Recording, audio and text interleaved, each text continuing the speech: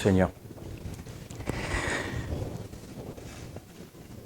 Seigneur éternel, c'est une joie pour nous d'être dans la communion fraternelle et moi je te remercie pour le cadeau que tu me fais durant ce séminaire d'accueillir des Juifs messianiques, d'accueillir la famille de Jean-Marc Taubois. Merci Seigneur. C'est un cadeau et je le prends comme tel. Seigneur, nous voulons te louer et t'adorer pour ce temps que tu mets en réserve pour nous. Te demandons de disposer nos cœurs pour recevoir ta parole. Seigneur, pour ma part, je m'efface devant ta majesté. Qui suis-je pour parler en ton nom, Seigneur, si ce n'est qu'un homme qui a été racheté par grâce, qui ne méritait rien, mais à qui tu as tout donné. Et Seigneur, je veux te rendre tout, parce que tout t'appartient. Ma vie t'appartient. Seigneur, parle. Que ce soit toi qui nous enseigne, que ce soit toi qui nous parle, que ce soit toi qui agisses dans nos vies. Nous voulons te prier, Seigneur, pour nos frères persécutés. Seigneur, assiste-les. Et nous te prions pour Israël et la paix de Jérusalem. Au nom de Jésus-Christ. Amen. Je vous invite à ouvrir vos Bibles dans le livre de l'Exode, toujours, mais ce coup-ci au chapitre 19. On va lire le verset 16.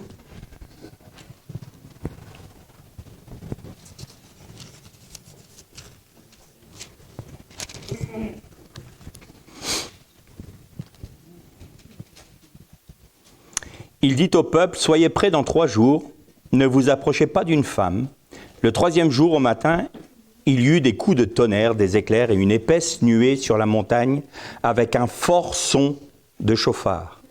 Tout le peuple qui était dans le camp se mit à trembler. Moïse fit sortir le peuple du camp à la rencontre de Dieu. Ils se tinrent debout en bas de la montagne, le mont Sinaï. Tout était en fumée, parce que le Seigneur y était descendu dans le feu, sa fumée montait comme celle d'un fourneau, et toute la montagne tremblait avec violence. Le son du chauffard se faisait de plus en plus fort, Moïse parlait, et Dieu lui répondait. On fera une deuxième lecture, si vous le voulez, au chapitre 20, et au verset 21. Le peuple se tenait à distance, mais Moïse s'approcha de l'obscurité épaisse où était Dieu, ou de la nuée épaisse où était Dieu. Le Seigneur dit à Moïse, tu parleras ainsi aux Israélites, vous avez vu que je vous ai parlé depuis le ciel. Vous ne ferez pas à côté de moi de dieux d'argent, ni des dieux d'or, vous n'en ferez pas pour vous. Tu me feras un autel de terre sur lequel tu offriras tes holocaustes, tes sacrifices de paix, ton petit bétail et ton gros bétail. En tout lieu où j'invoquerai mon nom, je viendrai à toi et je te bénirai. On arrêtera là nos lectures. Donc, suite à la méditation de ce matin, on va parler un peu de la nuée. Et la gloire de l'Éternel est dans la nuée. Et vous voyez que le mont Sinaï était environné de nuées quand l'Éternel s'est révélé à son peuple d'Israël. Le peuple ne pouvait pas toucher la montagne, ni un animal, sous peine de mort. Il aurait été tué tout de suite. Donc ça montre l'extrême sainteté de l'Éternel. Et parfois, notamment dans nos milieux, on a tendance à oublier la sainteté de l'Éternel. Je vais parfois dans les lieux que je visite, parfois je vois que c'est pardonnez-moi le terme, je mets énormément de guillemets, mais un copain, un papa permissif. Non. Dieu est 3 fois saint. Dieu est le Dieu d'Israël, le créateur de toutes choses. Il est l'Éternel, et ce n'est certainement pas un copain, ni un papa gentil mielleux. C'est un père. Donc s'il est Dieu, on lui doit l'adoration. S'il est père, on lui doit le respect. Et c'est ce que le Seigneur était en train d'enseigner à son peuple. Je suis un Dieu saint. Et vous êtes un peuple saint parce qu'il est saint, parce que Dieu est saint. Et la nuée, qui se dit Hanan en hébreu, il y a une connotation de gloire dedans. Et vous voyez que Jésus fut enlevé et la nuée le couvrit. Il reviendra sur la nuée. L'arc d'alliance, le Kéchet, était dans la nuée. Et là, il y a un mot qui est un peu différent. Et la traduction que j'ai est pas mal parce qu'il est dit dans la fournaise des ténèbres. Et là, c'est pas le mot Anan, c'est le mot Araphel. Araphel, c'est des ténèbres, mais il y a aussi une notion de goutte à goutte. C'est très étonnant, très intéressant. Quelque chose qui est donné au compte-goutte, goutte à goutte, qui s'écoule. Et autant l'Éternel nous appelle en Jésus-Christ à rentrer dans sa gloire, à pénétrer dans sa gloire. Mais on ne rentre pas dans la communion de Dieu, dans la présence de Dieu, dans la gloire de Dieu, n'importe comment. Quand il avait dit à Moïse, « ôte les sandales de tes pieds, car la terre sur laquelle tu te tiens est une terre sainte. » À partir du moment où la présence de l'Éternel est là, le lieu où réside l'Éternel est saint. Et nous, on ne peut pas nous approcher de Dieu avec des involtures, avec ce côté un peu, bon, Seigneur, oui, voilà. Il faut être conscient que nous nous exprimons, que nous parlons au Dieu 3 fois saint. Et pour aller dans la nuée, pour rentrer dans la présence de Dieu, dès qu'on va toucher la montagne, on va mourir. On doit mourir pour rentrer dans la présence de Dieu. On ne peut pas venir avec nos vêtements souillés. On ne peut pas venir avec nos idées préconçues. On ne peut pas venir avec nos raisonnements. On ne peut pas venir dans la présence de Dieu en disant « voilà ce que je vais lui dire et voilà ce que Dieu doit faire ». On rentre dans la présence de Dieu avec humilité et ce qui nous rend dignes de rentrer dans la présence de Dieu, c'est ce dont on parlait ce matin, le sang de Christ qui a coulé pour nous.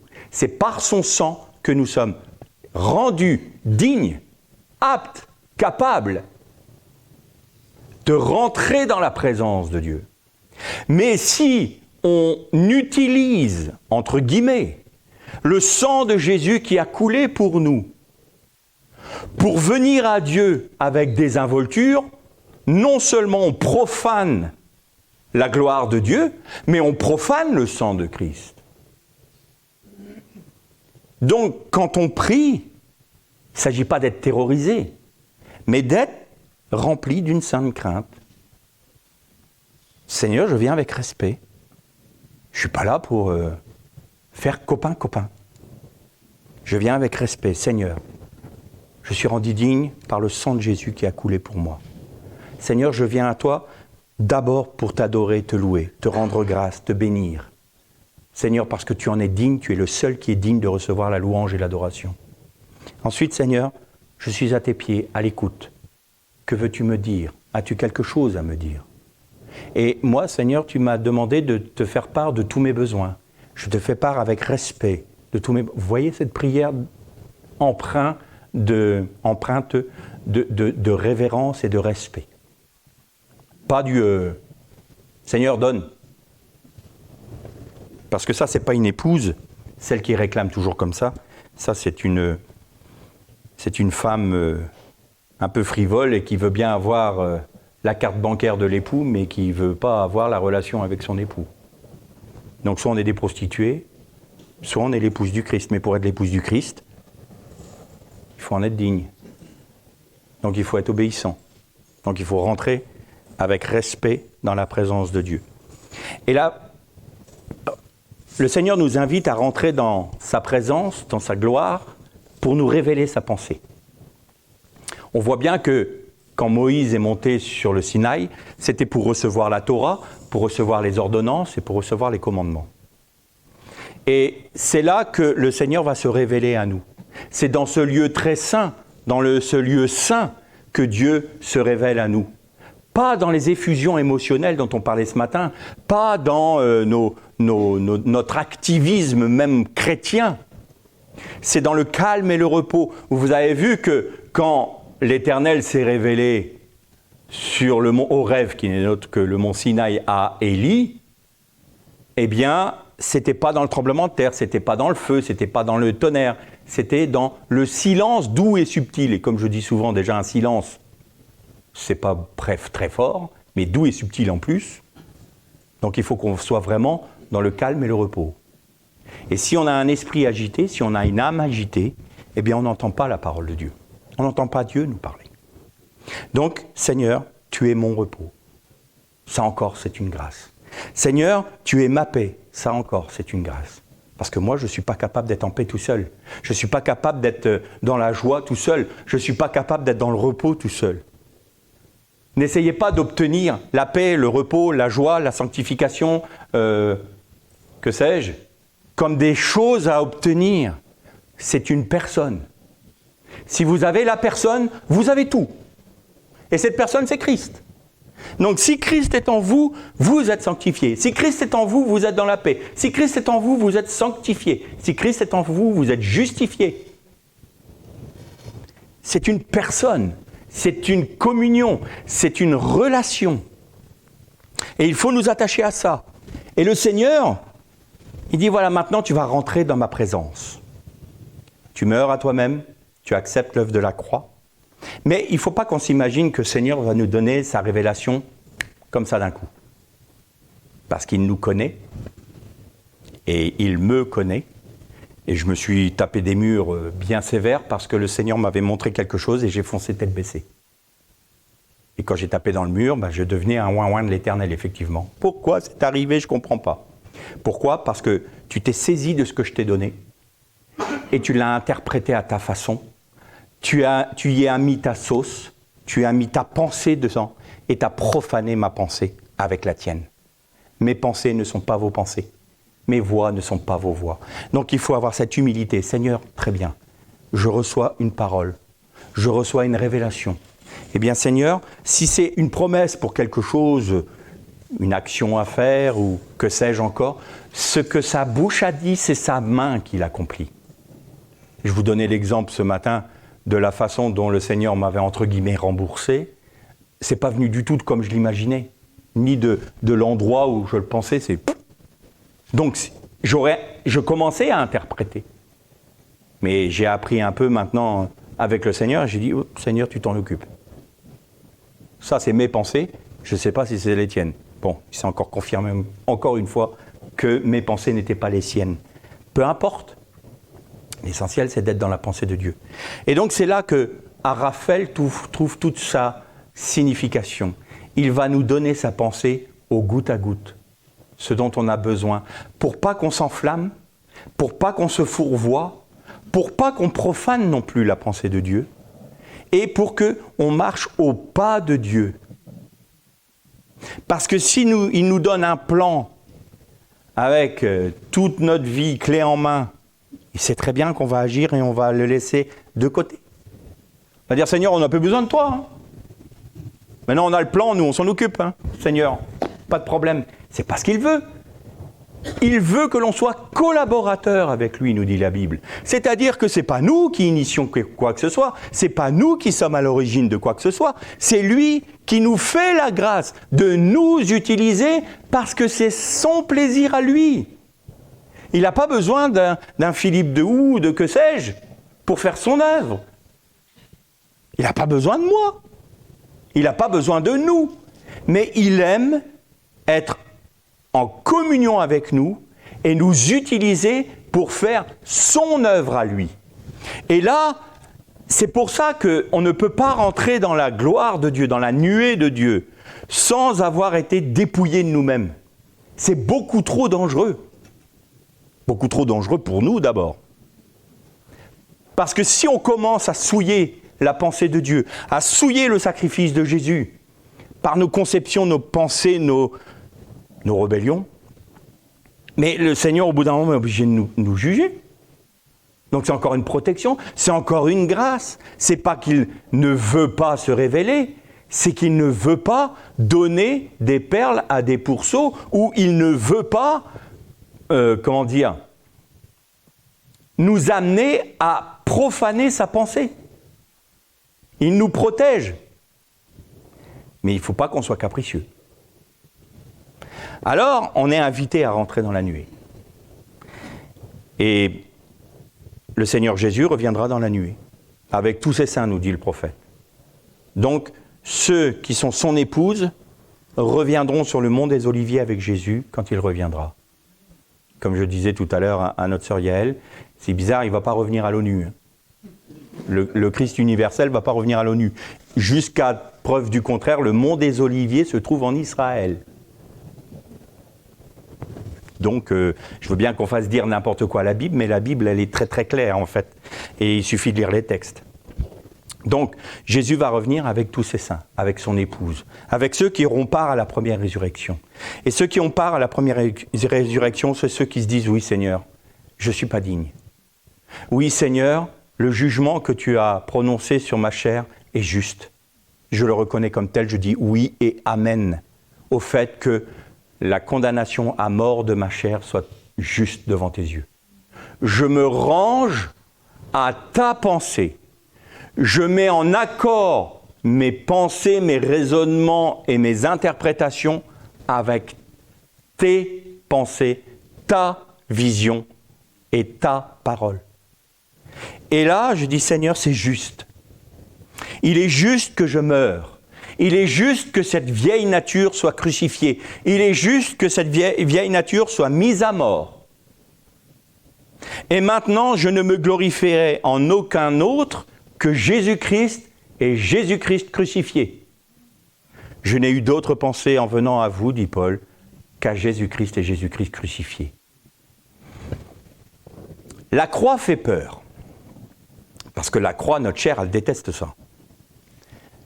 De dire, t'as plus le droit de penser, t'as plus le droit d'avoir des envies, t'as plus le droit d'avoir des désirs, t'as plus le droit d'entreprendre quoi que ce soit, il n'y a que le Seigneur qui va te conduire, en fait, t'es pas libre.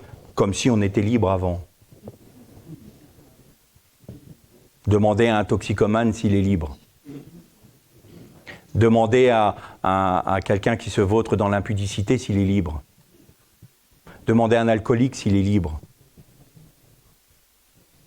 Ils ne sont pas libres. Mais le Seigneur nous met dans son cadre à lui pour que l'on puisse s'épanouir. Et il nous met dans un cadre pour justement nous maintenir dans la protection, sous sa protection. Je donnais cet exemple quand j'étais enfant, j'avais un petit chien. On habitait sur une rue très passante. Et mon père avait fermé, il avait clôturé le jardin. Et un jour, le portail, il est resté entrouvert. Le petit chien est parti, et ce qui devait arriver est arrivé. Hein, une voiture est arrivée, pam, tapé le petit chien. Il est rentré, il est venu sur mes genoux, il est mort dans mes bras. Et ce petit chien devait se dire, il m'enferme dans un petit enclos, là. Moi, je ne suis pas libre. Je ne suis pas libre d'aller dans la nature, je ne suis pas libre de faire ce que je veux. Et nous, des chrétiens, on est souvent comme ça. Seigneur, on n'est pas libre. J'ai pas le droit de faire ceci, je suis comme ci, ta parole est lourde, c'est toujours des commandements. Et puis quand on sort comme mon petit chien, on se prend une voiture de pleine face, puis là on vient pleurer. Mais pourquoi, Seigneur? Mais parce que tu es sorti de ma parole.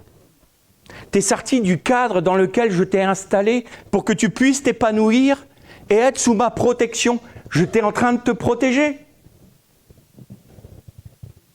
Et après on accuse Dieu. Oh, si Dieu existait, il ne permettrait pas toutes ces horreurs dans le monde.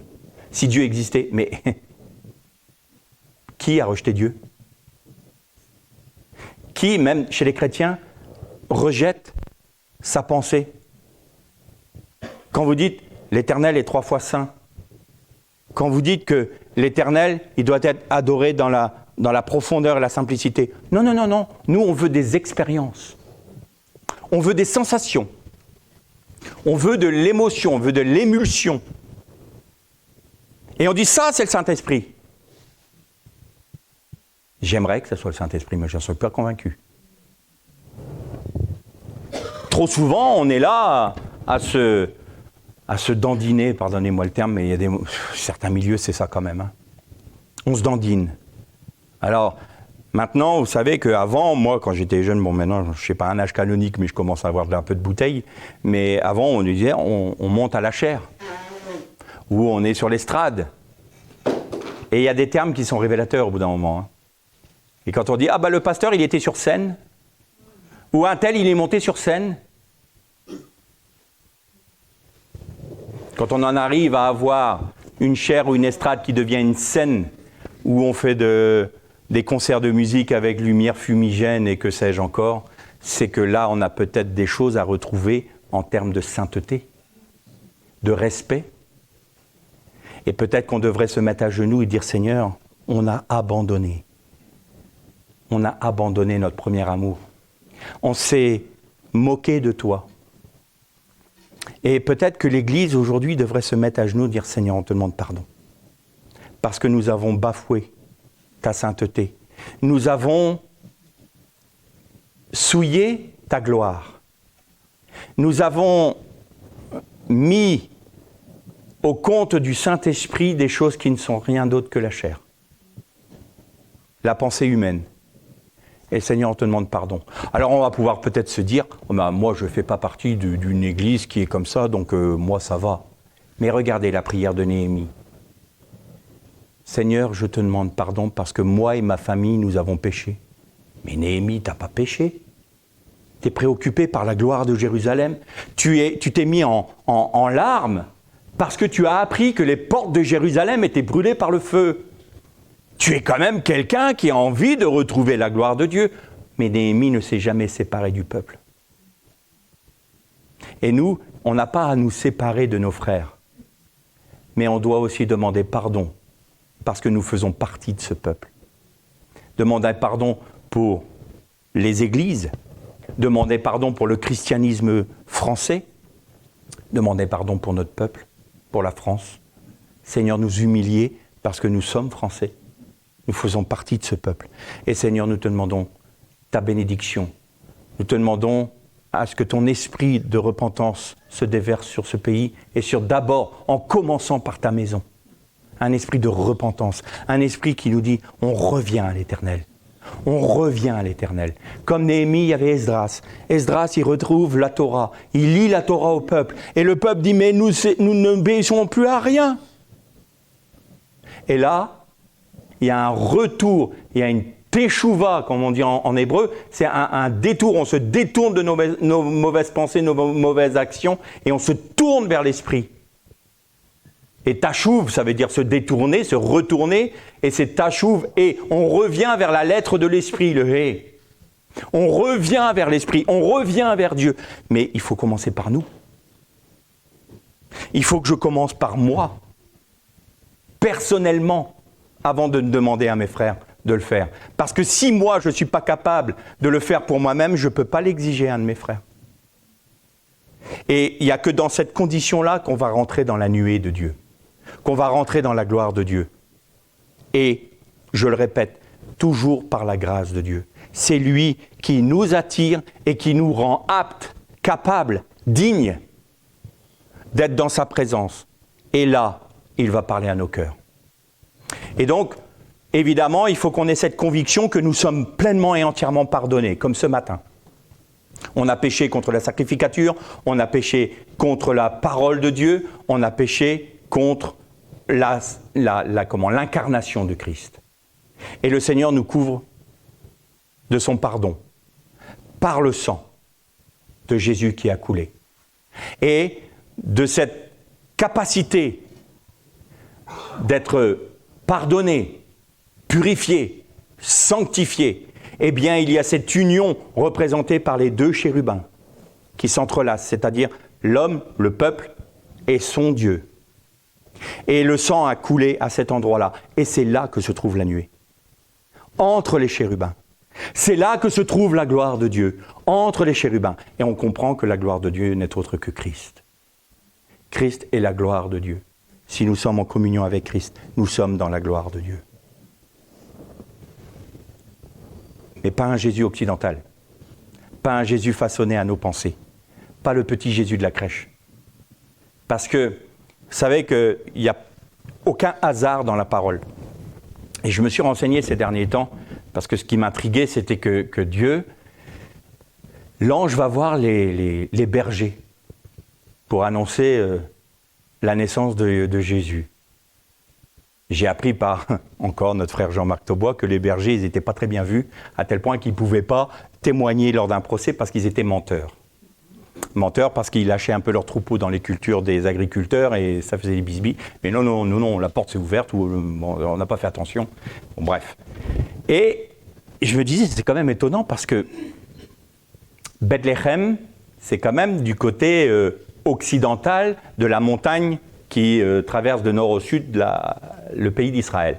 Et je me dis, mais normalement, d'après ce que j'ai compris, les bergers se trouvaient dans le désert de Judée. Là, Bethléem, il est carrément de l'autre côté. Et puis, je me suis un peu renseigné et j'ai vu qu'il y avait une compagnie de Lévites qui étaient des bergers et qui élevaient des troupeaux à Migdal-Ezer, c'est-à-dire la tour du troupeau. Et la tour de troupeau se trouve, maintenant elle est dans la ville de Bethléem moderne, mais elle se trouvait à quelques encablures de la Bethléem antique, à peu près au niveau où a été entre Migdal-Ezer et Bethléem, il y avait le tombeau de Rachel. Et donc, les bergers étaient là.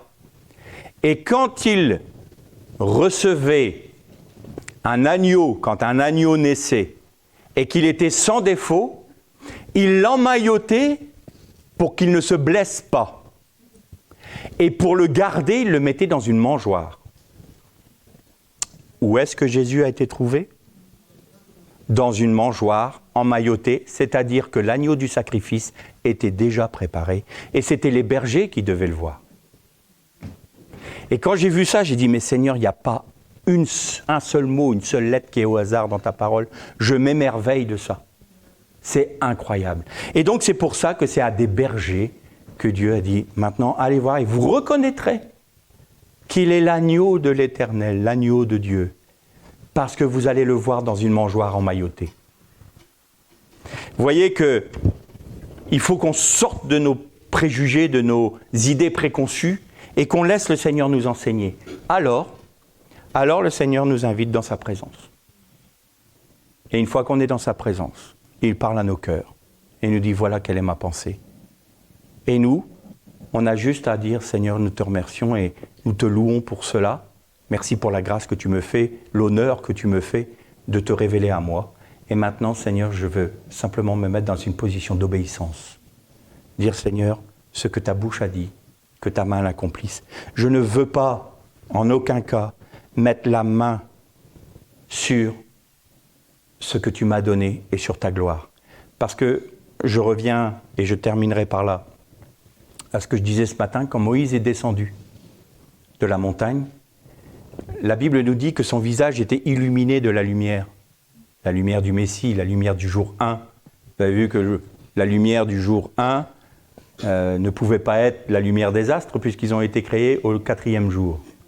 Donc c'est bien la lumière du Messie qui brillait sur le monde, qui éclairait le monde. Et d'ailleurs, dans le livre de l'Apocalypse, il est dit, au moment où il y a les nouveaux cieux et la nouvelle terre, « Et la gloire de l'Éternel est illuminée ou éclairée toutes les nations. » Donc c'est bien la gloire de l'Éternel qui est la lumière, qui n'est autre que Jésus-Christ.